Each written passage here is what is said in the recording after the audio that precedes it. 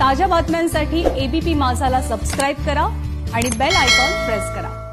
मुंबईमध्ये मंत्रालयाजवळील आकाशवाणी आमदार निवासामध्ये निनावी कॉलनं एकच खळबळ उडाली। आमदार निवासस्थान बॉम्बनं उडवण्याची धमकी देण्यात आली। बॉम्ब पथकानं तपासणी केली, मात्र बॉम्ब किंवा संशयास्पद वस्तू आढळली नाही। अधिक माहिती सांगतात आमचे प्रतिनिधी सत्यम सिंग।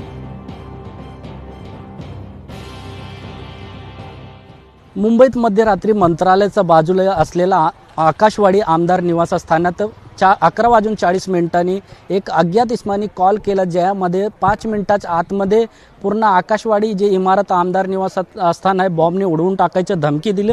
त्या धमकीच्या नंतर या ठिकाणी जे सिक्युरिटी आहे ती ॲक्शनमध्ये आली। त्यांनी इमिडिएटली आहे जे जागावरच ती बिल्डिंगमध्ये 6 मजली इमारत आहे, पूर्ण इमारतीमध्ये 45 कुटुंब राहत होते आणि त्यात 2 आमदार होते।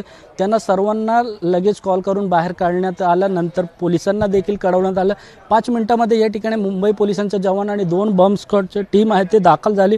त्यानंतर त्यांनी पूर्ण सर्च ऑपरेशन आहे जे डॉग स्क्वॉड घेऊन पूर्ण सर्च ऑपरेशन तब्बल 1.5 ते 2 तास चाललं। या ऑपरेशनमध्ये ज्या प्रकारचे कॉल होता त्यामध्ये तसं काय आढळून आलं नाही। त्यानंतर देखील या मुंबई पोलिसांनी आणि या सिक्युरिटीने जे या ठिकाणी राहत होते रहिवासी त्यांना देखील वरती पुन्हा बिल्डिंगमध्ये शिफ्ट करण्यात आलं आहे।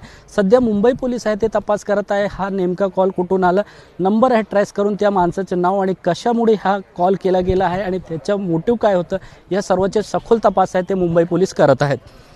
व्हिडिओ जर्नलिस्ट अनिल पवार सोबत सत्यम सिंग, एबीपी माझा, मुंबई।